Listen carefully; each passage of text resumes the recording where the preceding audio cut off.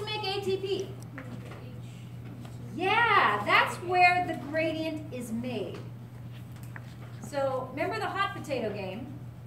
The hot potato game is the transfer of electrons from each protein. As each protein experiences the electrons, they receive them, thus they are oxidized or reduced. I receive them, I am reduced. As I pass them on, I am oxidized. And you get a little bit of energy given off. That energy, which in hot potato is heat, here is used to pump protons against their gradient. Let me ask you this.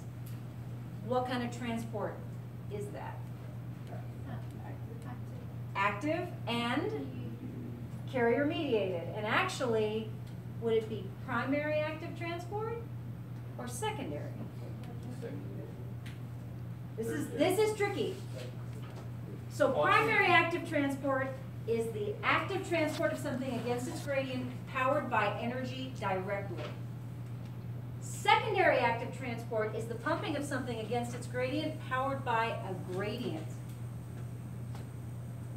Where does the energy come from to do this proton pumping? Not ATP, but the electron. This is the only place we have primary active transport. It's not ATP driven. It's electron driven. So that can be, it's not a trick question, but that's a complicated question. And this is the only place we have it. Everywhere else, if you see, as you will, I'll draw something like this, and you'll have a little protein, and you'll have something being pumped against a gradient, so we have like lots of them inside, one outside. I and Silverthorne, both of us, would draw it like this. We would draw ATP to ADP plus P.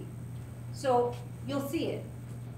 And you would know that's primary active transport because it's ATP. Or if you go back and you look at the images of the sodium-potassium transporter and all that, you'll see that. We will draw that. I'll always draw that. The electron transport chain, you don't have that. But it's still primary active transport. It's not a gradient-driven thing. So that's weird, no? Yeah. What is this gradient used for ultimately, just to finish the story?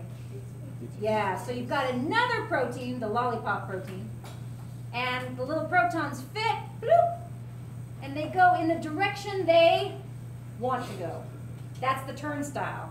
And we're going to capture that energy, and we're going to make ATP. That's osmosis. Yeah. So, yeah. It's better? Better. It gets better, it gets better. Vmax and Km. Vmax is maximum rate of reaction. Km is enzyme affinity, basically. We sort of did this one. At least we'll be able to, we'll have time to finish these. Hydrolysis, splitting, polymer to monomer, dehydration synthesis, building things. Given a standard curve, can you find the concentration of the unknown? The answer is yes, of course. And we are out of time. But if you have more questions, first of all, I can stay right now. And second, Zoom with me tomorrow. We do the exam first. Please bring your lab notebook. I will collect them. Standard Scantron and number 2 pencil. And your notes for signal transduction and endocrinology. It's all going to be fun on Thursday. It's going to be great. We're going to get this first one over. It's always stressful because it's the first one. You guys sound pretty good. Happy stuff.